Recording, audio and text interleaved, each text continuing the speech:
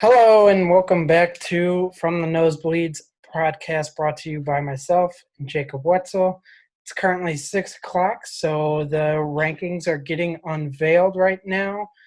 So before we get into our preview, we kind of wanted to take a look at our top six. And I'll start because I think you'll find mine a little more interesting. So at one, I've got Bama. They've played probably the most dominant football so far, pretty much dominated everybody they have played. So I think it's no doubt that they'll be the number one team when rankings get unveiled. Number two, I've got Notre Dame. They've got probably the biggest win, beating Clemson, even with their backup quarterback. Their backup quarterback played well. So I think they've got the biggest win right now. Number three, I've actually got Clemson. I think Clemson, once they get Trevor Lawrence back, which was supposed to be last weekend, but it's now this weekend because they had the Florida State game canceled. I think with him playing, they passed the eye test and everything like that. They had the one slip up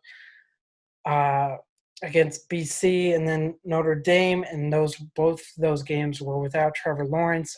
When he's played, they've looked really good. I think the committee will take that into consideration as well, especially if they get a second game against Notre Dame.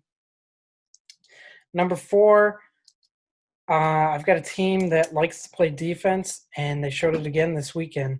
I think Cincinnati deserves the number 4 spot. They gave up 33 points, but if you watch the game, that wasn't really indicative of what happened in the game. UCF had two-point conversions. Cincinnati probably should have won by more there at the end. Get into that. Number 5, I've got Ohio State. To me, they haven't really passed the eye test as much as I think other people think they have. And I think it really showed this weekend against Indiana. Their defense is not as strong as in years past. I've said this pretty much since the Big Ten has came back. They don't have anybody on the defensive side that's a big playmaker like Chase Young, like one of the Bosa brothers, like some of their cornerbacks that they've produced. They don't have that sure-fired playmaker in my mind yet. And number 6, I think it's kind of a toss-up. You could go Florida, you could go A&M, you could go BYU. I kind of lean towards A&M. To me, BYU still really – their schedule kind of hurts them in my opinion. Yes, they've dominated everybody on their schedule, but they haven't played anybody impressive outside of Boise State. Played a third-string quarterback against Boise State, and they also didn't have their starting running back. I think the committee will look at that and take that in consideration. Florida's probably playing better than A&M, but A&M beat Florida head-to-head, so I think you got to put them there. Yeah, your top 3, Alabama, Notre Dame, Clemson. I agree with you there. It is hard for me to put Clemson ahead of Ohio State simply because Ohio State is undefeated, and Clemson has really the one test that they've had they lost. But I do agree with you. I think when you look at it in the eye test, Clemson lost the game with their backup quarterback on the road against the number 2 team right now. So I think that has to weigh into it, like you said. So I think Clemson. So I agree with you there in the top 3. I think to me the number 4 team, though, I still think to me should be Ohio State. They haven't played great. Their defense, like you said, is a big problem with that. They don't have the go-to guy on the defensive line. Their defense needs a lot of work still, but I think they're 4-0. They didn't look great at times against Indiana, but if Indiana is who we think that they can be, ranked 12th right now, then that's still a win against a top 10 team at the time, a team that is probably going to finish in the top 20. Maybe even the top 15, and probably finish second in that division, if not the entire Big 12. So I think Ohio State deserves to be 4, but I think Cincinnati should be right there 5th. And basically, I think if to me, you put Cincinnati there at 5th with the idea that they can run the table, go undefeated, win the win the American, and then you have, I think potentially then you are going to say, if Alabama and Ohio State win their conferences, it's going to come down to Clemson and Notre Dame, because for Cincinnati's going to take one of those two spots if Cincinnati were to get in. So I think you put them there at 5th with the idea that they can get in. And then I think A&M is deserving of then what would be the 6th spot. They've only got the one loss to Alabama, which has turned out to probably be Alabama's like closest game against an opponent this year, right? Like Alabama's beating everyone by a ton, and A&M kind of hung with them. They did beat Florida, which I do think is an impressive win, because Florida also kind of just seems to be beating teams by 3 touchdowns. So that's kind of how I would see it. Kind of would be my top 7 there, with Florida at 7. I think BYU would need to be 8. I do think if you're talking group of 5, Cincinnati is ahead of BYU, because BYU has not played anybody. Their biggest win of Boise State was with a third-string quarterback. So Well, that was kept in mind. Also, a lot of people think that BYU and Cincy are competing for that group of 5 spot, when in reality, a lot of people don't realize that BYU is an independent, and they've already got written in bowl ties to New Year's 6 bowls in their contract with the independents. Same thing with Notre Dame. So they're not really competing with Cincinnati, but they're competing with, other at-larges that could potentially get those New Year's 6. Yeah, and I think, I know usually conference or bowl games go kind of based on conference affiliates. Like usually a bowl game is an ACC team versus a Big Ten team. But I think like this year, a lot of people would like to see, with BYU, Cincinnati, Notre Dame. There's a group of 5, and then 2 independent teams, and then obviously you have teams like Coastal Carolina and Marshall down there further. I think to me, I don't care to see a middle of the road Big Ten team get a higher bid of a bowl game than BYU, Coastal Carolina, Marshall, someone like that, because that bowl game is supposed to be a Big Ten school. Like BYU should be in, if they went out, should be in a New Year's 6 bowl, or at least a big time bowl game on December 31st or January 1st. Same with Cincinnati if they don't get in. Those teams deserve to be in those bigger bowl games, even though they're not in a conference. Yeah, and I think I've started to hear the argument too. Not only the expansion, but there's been more people arguing, okay, let's have a group of 5 playoff. And then, you can really determine who's the best group of 5 off of that playoff. And you include somebody like a BYU, who's not a traditional power like a Notre Dame is. BYU they just unveiled. BYU is a 14, which would be, so they're 14 behind Iowa State at 13, Indiana at 12, and Oklahoma at 11. So Cincinnati's probably going to stay up there around 6 or 7, I would think.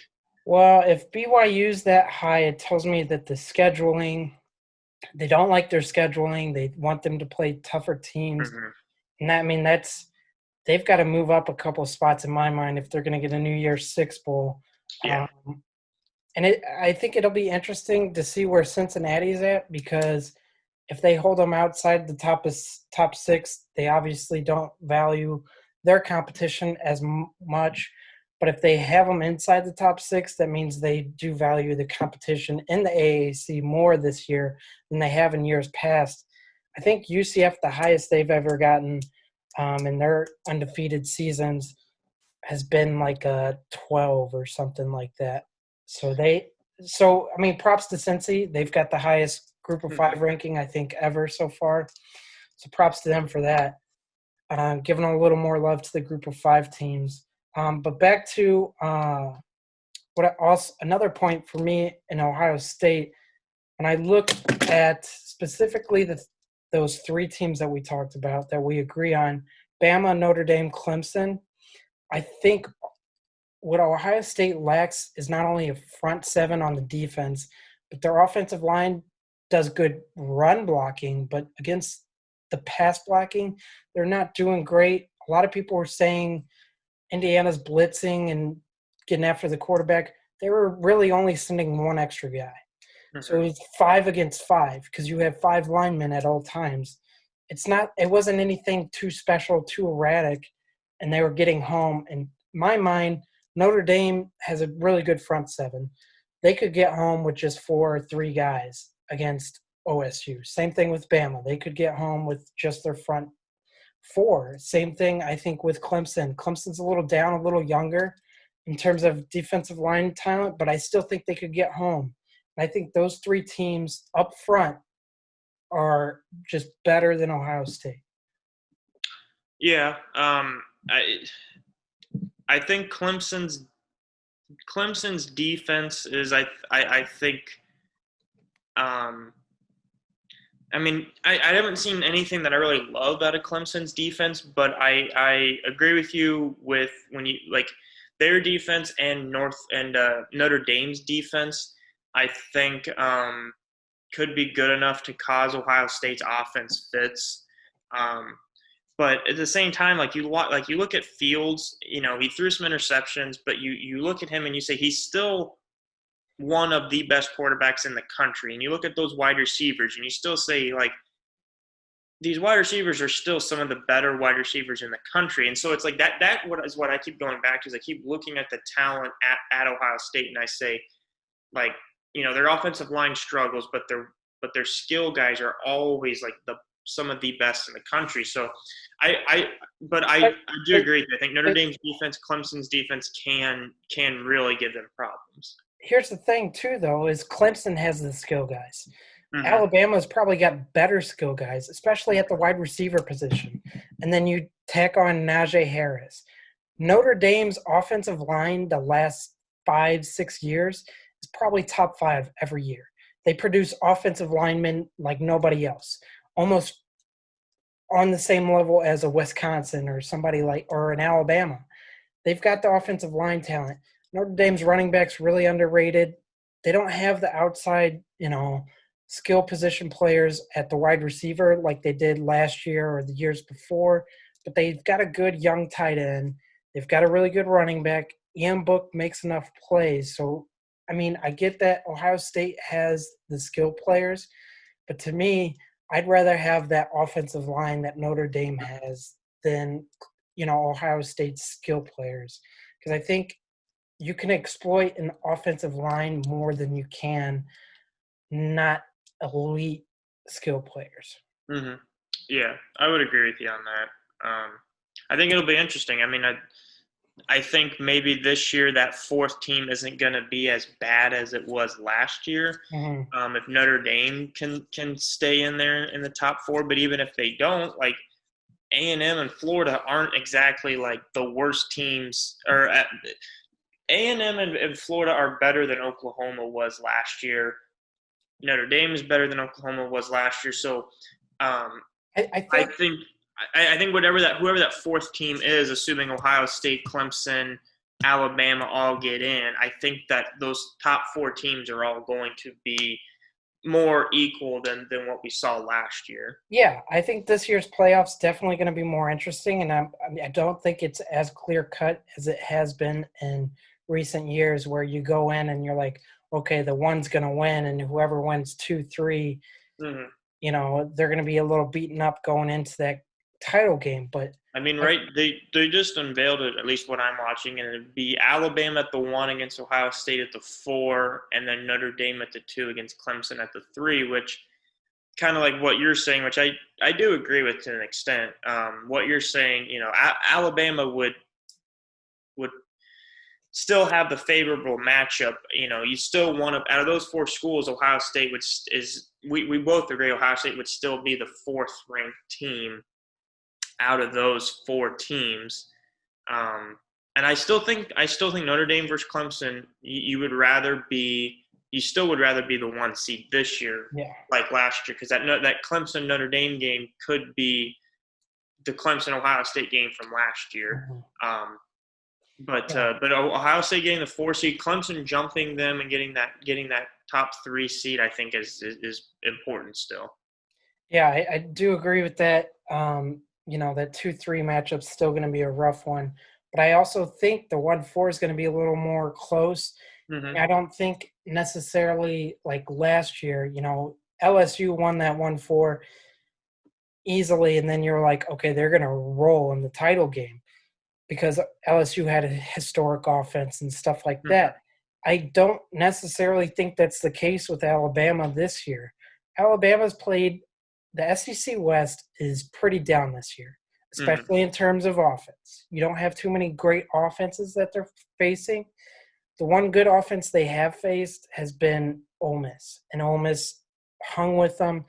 Yeah, they pulled away a little at the end, but I still have a lot of questions about Alabama's defense. Their offense, obviously, they've got the players, they've got the offensive line. Mac Jones is exceeding expectations. It's just on defense is where my questions are. And I hope Florida gets that title game because I think a lot of those questions could be answered because Mm-hmm. Florida is very skilled offensively Mm-hmm. as well. Mm-hmm. Yeah. Speaking of Florida, I wanted to get into Heisman talk a little. I'm going to give my top three.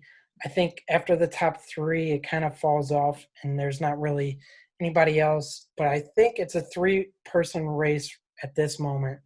And this could change, especially with Lawrence coming back, maybe a rematch against Notre Dame. Maybe Ian Book elevates his status too. They've got North Carolina this weekend, got some other key matchups coming down the stretch. But right now, I've got Trask as a clear number one. Um, this weekend was the first time he didn't throw for 4 touchdowns in a game, still threw for 3 touchdowns, still was very impressive. He's missed Kyle Pitts the last 2 weeks, Mm-hmm. and he hasn't missed a beat. A lot of people were like, Kyle Pitts is the reason he's doing so well. Well, it turns out that's not really the case. My number two right now, I've got to go. I thought this was tough, but I've got to go with Mac Jones. He's exceeded expectations. He's done really well. Credit to him. I think it's a little bit because of the system, because you've got Devontae Smith, you had Waddle, and you've got other guys there too that can make plays. But I think it's more impressive because of the competition. Wilson, though, I think is the third guy. I think he's very deserving to go to New York, to be in the conversation because he is putting up good numbers. And I've watched him a little more recently. He impresses. He makes all the throws, like you said. Doesn't make a lot of mistakes. And I hope they get a game against the Pac-12 school because if they do and he shows out, I think that'll just further his case and make it more interesting. Yeah, if we're talking about who we like right now, I would agree with you. But if we're talking about who at the end of the year is going to be going to New York, I still think Trevor Lawrence is going to be going to New York simply because he's got a couple games left. They probably are going to play Notre Dame again in the ACC championship, but I think Dabo is just gonna they're just gonna turn that offense loose. They're gonna put up some points, and I think he's still gonna go to New York. Um, and then my guy Brees Hall from Iowa State not getting any love from the Heisman. I think the Heisman I think has become a quarterback competition basically. But when you look at what Brees Hall has done, like he's like in the top of almost every category in the country for running backs, touchdowns, yards. Um, like he's maybe the best running back in the country that's not draft eligible because I think like you always look at the best running backs in the country. Oh, who's gonna Travis Etienne, guys that are gonna go in the draft. But so I think he's a dark horse. But I do agree with you. Those three guys, Jones, Trask, and Wilson, right now, just because we haven't seen Lawrence play in a couple of weeks, Fields looked bad. Um, I mean, maybe like you even toss in a guy like Kellen Mond or someone like that. Some of these guys on these like good teams the quarterbacks on these good You teams could, that are going to be there at the end of the year, that when it's all said and done, you compare all the numbers, could have just as good of numbers. I think you could even throw in a name like Desmond Ritter because Mm-hmm. he's not, going to wow you with his arm or anything like that, but he puts up the stats passing, but he also gets it done with his legs. So he's got a little more of that, dual threat aspect to him. So he's got Mm-hmm. that. You could throw him in as a dark horse. I think he's a little more of a long shot. I do like Brees Hall. I mean, I think he's probably the best running back in the country right now. I was going to talk about him a little more when we get into our previews, so I think we should do that now and start off with, this is a Friday game, correct? Iowa Yep. State at 11 Texas, a.m. 11 a.m. I think this is a big one because Iowa State right now controls their destiny to the Big 12 title game. They've got Texas and then West Virginia, correct? Two tough tests. I think if they win this one, they'll handle business the next week. I think it's an interesting matchup. You've got Trevor Lawrence, who does everything for Texas. What? He does everything for Texas offensively. Sam Ellinger. Sam Ellinger does everything offensively for Texas. Iowa State's a little more balanced. Brock Purdy struggled at times, but when you've got a running back like Brees Hall, it's not as hard on you. You can open up the play action. They've got playmakers on the outside, who can put up some good numbers, create some mismatches, especially when you get the play action going. Iowa State's got a little bit of a better defense than Texas is used to seeing. In Texas, when they've played good defenses this year, they have struggled. Oklahoma State, they didn't play great, won that game. West Virginia's got a good defense also in the Big 12, played them the last time, only scored 17 points, didn't look great. So this is an interesting game. Texas defensively doesn't do much that goes, wow, they're going to, stop teams. I think Iowa State can score. I think the question is, how much will Texas score? Yeah, my key for this game was Iowa State's defense against Texas's offense, simply because Iowa State's defense is a true bend don't break defense. They give up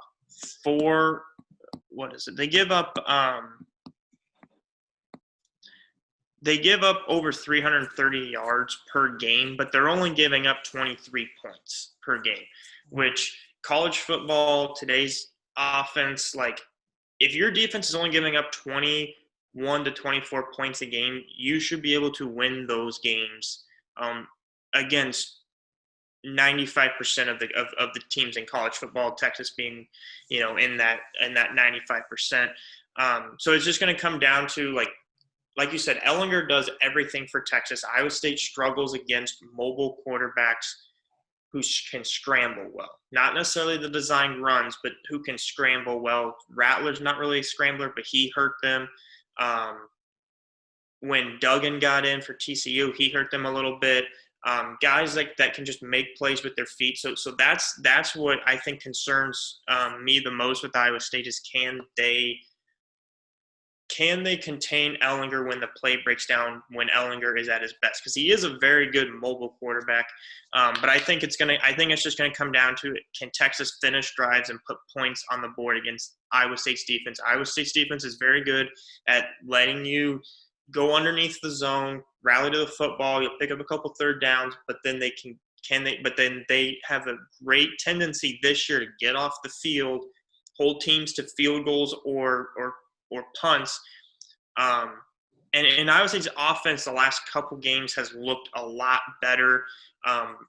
Purdy still has a tendency to turn the ball over, but they're really, really going to that run game. Brees Hall has really been able to run the ball well. The offensive line has been getting a good push against the teams they've played recently. So if Iowa State can run, because Texas' defense is not great. They've really struggled this year. So if they can run the football and then do what they did against Kansas State and Baylor, which was which was run the football, set up that play action, and hit the tight ends, running the seam routes, hit the wide receivers on the slant routes, get those guys the ball with space and with room to run.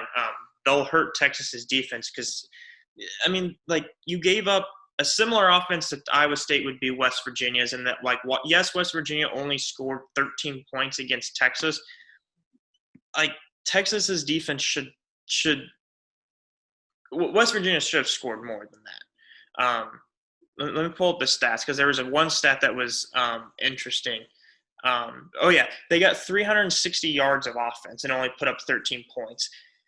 Picked up 6 third downs. That's not average 6 yards. 6 yards a pass play. That's just not finishing drives. That's what that comes down to. So Texas's defense against West Virginia 2 weeks ago, who mirrors Iowa State's offense. They can run the ball. They like to play action. Like, they gave up the yards. They just didn't give up the touchdowns. I think Iowa State can finish drives better with Breece Hall, with the big tight ends. I think Iowa State could score some points this weekend. Yeah, I think, West Virginia is a similar team. I think Coach Neal's still getting his guys in there. So I think Iowa State has the better playmakers, and I think that's what makes a difference in this game. Mm-hmm. I think Iowa State's going to try and make Texas one-dimensional, try and set up second and long, third and long as well. I think they're going to be more successful, and I think they're going to be able to get after Sam Ehlinger more, and I think they'll cause him some troubles, cause some turnovers possibly, but I also think they're going to run the ball pretty heavily. I think they're going to let Breece Hall dictate this game. Let him really, take over, say, hey, this team's weak up front. Let's run it at them until they prove they can stop it, or until they bring 8 guys into the box. And then you go play action, you hit them over the top. I think the line's also very telling. Texas opened as 2-point favorites at home. 2-point favorites at home. That's not really heard of, especially for Texas. I think that's very indicative of how this game's going to go. It's going to be close, or I think it's going to be Iowa State runs away. Yeah. Couple quick notes. I agree with you. West Virginia, Iowa State offense kind of similar. Iowa State has the better players, and it's not that far-fetched to say that Iowa State's players on offense and defense are better than Texas's, because Texas has been down, so I don't feel like that's that far out to say. But going back to last year's game, Ehlinger only threw for 273 yards, and a lot of those were on the last drive of the first half and their last drive of the second half, when they drove down the field and scored on both drives. So take away 100 yards there. That's 173 yards throughout the game outside those 2 drives, and he only ran for 12 yards. This is the third year 27 yards. This is the third year that Iowa State's defense under John Haycock is going to be playing Ehlinger. So I think that is going to favor Iowa State's offense or defense more. They contained him well last year. They contained that offense well last year. I think that they can do it again this year. Moving on to the next game, a game which I think could have a lot of offense in it, Notre Dame and North Carolina. This game is also on Friday, I believe. I think it's the game after the Iowa State-Texas game on ABC. Yep, 2:30. I'm actually really excited for this game because I've kind of become a fan of watching North Carolina's offense. I think Sam Howell's a good quarterback. I think that offense can be very explosive. I know recent memory, that Wake Forest game, it was nonstop scoring. But North Carolina's defense is giving up 31 points per game and over 400 yards per game, and 150 of that is rushing. We talked about it earlier. You really like Notre Dame's offensive line, their running game. I think Notre Dame can run the ball all over North Carolina's defense. And we talked about Breece Hall is a dark horse for the Heisman. You mentioned Ritter from Cincinnati. Ian Book has an opportunity here to put up a lot of gaudy numbers in this game against that defense. And then potentially, we talk about him being a potential Heisman dark horse, getting to play Clemson again potentially. But this could be a game where he really pads some of those stats, because I think Notre Dame's offense could have a very, very nice day against that North Carolina's defense. Yeah, I mean, I'd agree. I think he could, push his way into the conversation with that. I also think this is kind of a similar game to what we saw last week between UCF and Cincinnati. You've got a good defense on one side. You've got a physical team on one side versus a team that likes to run and gun and try and run up the score, run fast, score a lot of points. I think it's a similar situation when you take a look at Notre Dame. They average 230 rushing yards per game. They only give up 85 rushing yards per game. That's very similar to the way Cincinnati runs, balanced on offense and then very good against the run on defense. So I'm going to say the key to this game is definitely going to be that front. Which front can establish themselves more? Is it going to be Notre Dame's front with their offensive line, with their defensive line, who I think's impressed me? I think that'll be big, because then you force North Carolina to become one-dimensional. You make Sam Howell beat you. Sam Howell, for as good as he is still a young quarterback, still a lot to learn. Ian Book's a little more older, more experienced. This North Carolina team in general is a little younger, and that's why they've had the slip-ups that they've had against Florida State, against Virginia. I think the experience helps Notre Dame. I also think the fact that they have a very good offensive line and a good defensive line also helps them, because they can make Notre Dame one-dimensional, make a younger team a little frustrated, and I think that favors them. I will say I do think North Carolina, like UCF, can score on anybody. I don't think they're going to get shut out. I don't think that this is going to be, a 20-14 slugfest. I think it's going to be offense heavy. I just think the experience and the, front for Notre Dame, whether it's the defensive line or the offensive line, will be able to set a tempo and, kind of cause UNC to get a little off balance, and I think that helps them and plays into their hand. Yeah, you said this. You think this game's going to be like Cincinnati UCF? I agree with that. I think it'll also be like Ohio State Indiana. We kind of talked about Indiana has a good defense. Ohio State has a good offense. We saw Ohio State be able to kind of throw it around a little bit, kind of do what they want, and then they kind of struggled, turned the ball over. I think this game's going to mirror that game in the sense that North Carolina is going to struggle, kind of like Indiana did early on with their offense, and then they're going to pick it up. They're going to be able to score because, like you said, North Carolina can score on anybody. And I think they might struggle a little bit, might have to figure some things out. Howell might get knocked around a little bit, throw an interception or two early on against that Notre Dame defense. But I think eventually, kind of like how Indiana started to figure it out, I think North Carolina's going to figure it out. I think maybe this game ends up kind of being closer than it really should, or UNC kind of sticks around a little bit, just maybe can't get that turnover, can't get that defensive stop.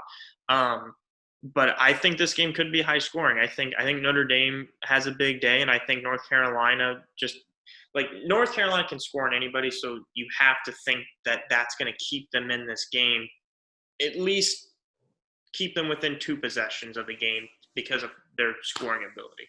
Yeah, I don't think this is going to be a blowout. I think the line's indicative of that, and I really do think it's going to be like that UCF Cincy game or the Ohio State Indiana game. And I think, the better front seven and offensive line won in the UCF game. And I think the case is, while Indiana did get pressure, they had to blitz, but I still think the case is true. The better front seven and offensive line won in that game. I think that's the same thing here. And I think Notre Dame's got a better front. I'm normally a Notre Dame hater, so it pains me to say I think they're really good this year. I think they're legit. But, watching them, especially against Clemson, and then, the week after when you could have a letdown against BC, they've stuck with it. They've rolled with the punches, and they've continued to impress me. Next game I want to get into, I think this is a sneaky good game. Maryland at Indiana. I think this is a game where Indiana, they just went up against a heavyweight in Ohio State. And now you come play Maryland, who's not necessarily a heavyweight, but it's starting to figure things out, especially after getting thumped in their first game against Northwestern. They're starting to figure things out. So I think this could be an interesting game. I want to hear what you have to think about it. Yeah, you texted me this as one of the games you wanted to preview. I kind of overlooked this game, but the more I kind of thought about it, the more I think this is a must-win game for Indiana for two reasons. Number one, you're coming off a big loss, and when I mean big, I mean a chance to beat a top 5 team, a chance to almost not cement your place in the Big Ten championship game, but a chance to really help your opportunity there. And a game where you felt like you could have won. You felt like you beat yourselves. Indiana beat Indiana. Is probably how they're looking at that game against Ohio State. So I think that, and then also this is a lesser opponent that you are playing at home, where you still have an opportunity to go to the Big Ten championship game, and you still have an opportunity to be in the top or around the top 10 at the end of the year. So it's a big game for them, because you can't let that loss at Ohio State snowball into a bad home loss against Maryland, and then let that snowball into another, because then you're outside the top 25 and you're an afterthought. Oh, it was a nice run Indiana had for the first 4 weeks of the year. You win this game, you put your foot in the ground, you get a little traction going again, and you start back up, and you rattle off a couple more wins. Yeah, it's also sandwiched in between. So they've got Maryland this week. They had Ohio State last week. Next week, they go to Madison, Wisconsin. So it's sandwiched in between two very big games, and it's Maryland. Kind of this afterthought. Somebody that's not really done too well in the Big Ten. Maryland hasn't played since Penn State. They've had a lot of time off. So I think with the extra rest too, it's like, okay, maybe Indiana's a little banged up, a little beaten up after playing against Ohio State. This is a very interesting spot. I think Indiana, like you said, Indiana has to win this game. They can't go into it sleepwalking, or else Maryland might hit them in the mouth. Maryland's another team with a pretty good offense and a very bad defense. They let Northwestern score 43 points in their opener. And Northwestern, as we've seen, is not very good offensively. They don't do a lot offensively. They don't really have this playmakers in my mind. But they let them score 43. They go play Minnesota the next week. They give up 44 in overtime. They play at Penn State. Defense looks a little bit better, but Penn State had a lot of turnovers, only gave up 19 points there. So it's another game where you've got a bad defense on one side and you've got a pretty good defense on the other side. So it'll be interesting. I think this game's going to be a lot closer than people think. I think a lot of people think highly of Indiana. They're realizing they're a good team. They've got a lot of experience, but this is a trap situation where you're sandwiched in between two big games. You can't sleepwalk. A lot of people are thinking very highly of you right now. You got to make sure you come out prepared, ready to go. I like Tom Allen as a coach. I think he's a good coach, and I think he will get his players up. I hope he gets his players up for this game, because if he doesn't, this could be an interesting situation. Yeah, I mean, Maryland really, like you said, really hasn't kind of proven themselves yet this year. They have a good offense, with a little Tua, but it's just I think that, like you said, Indiana has to come up ready to play this game. They have to be ready to go.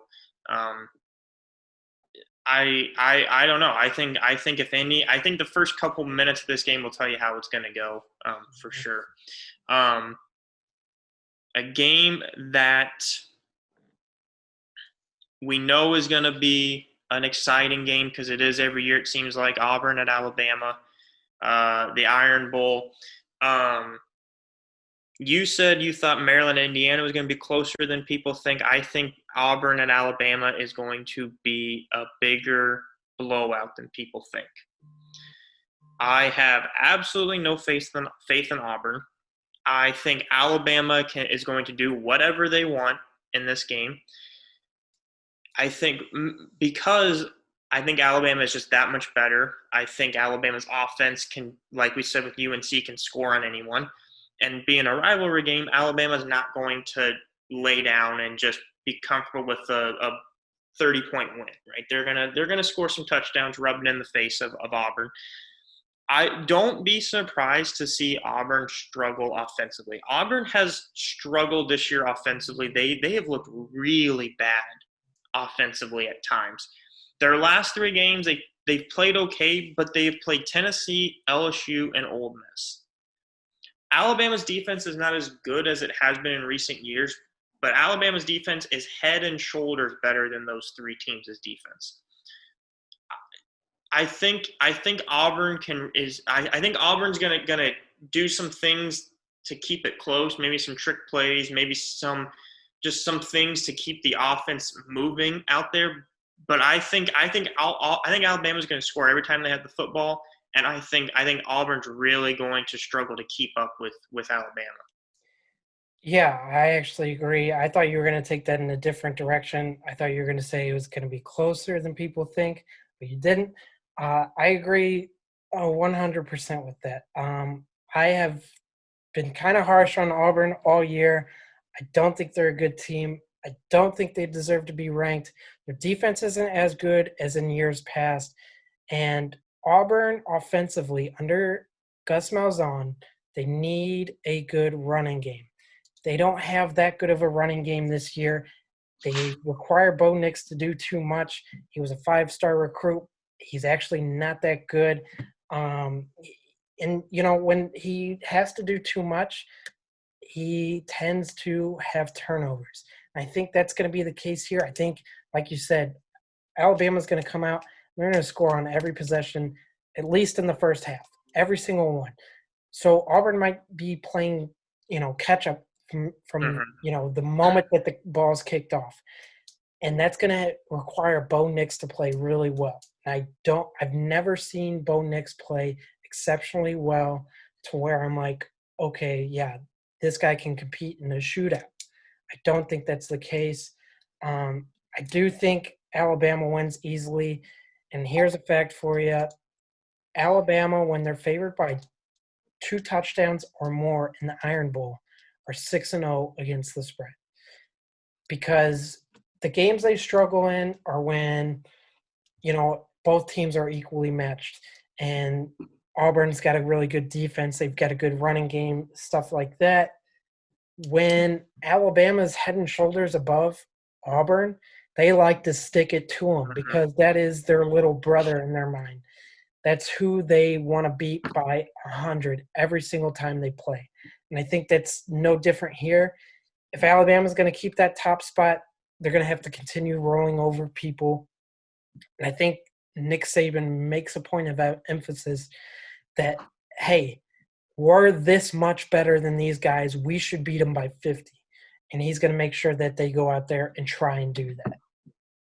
Yeah, I agree too. And we've talked a lot about, you want to be that top seed to play the 4th seed. Here's a team that, whether or not you agree with it, and I'll hit on this in a little bit, but whether or not you agree with that Auburn should be ranked, like at the end of the day, Auburn is ranked going into this matchup. Oh. Alabama has a chance to beat another ranked opponent by a lot, and to keep that number 1 spot, and they're going to do that.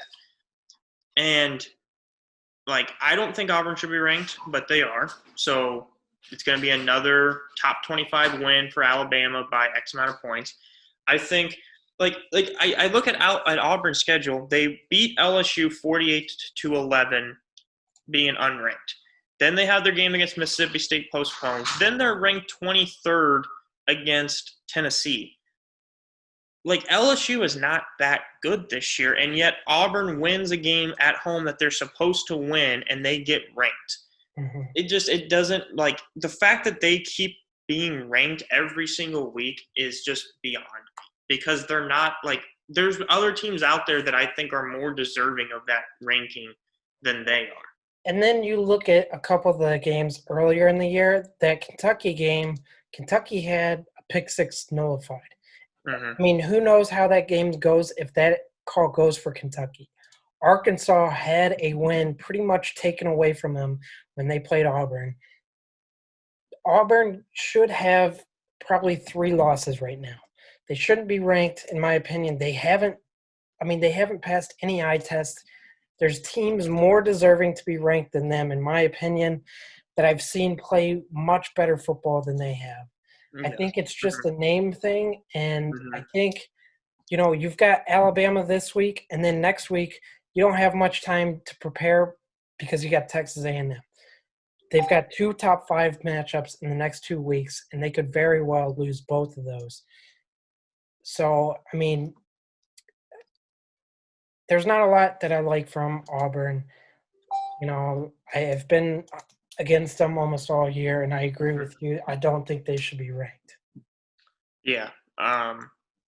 Yeah, it's interesting. I know I mentioned them a couple of times. I listened to Stanford Steve and the Bears podcast. They're right there with us. They especially early on when Coastal wasn't ranked yet, they were like, why is Auburn ranked and Coastal's not? So yeah, I agree with you there. We'll hit on them again when we do our bets.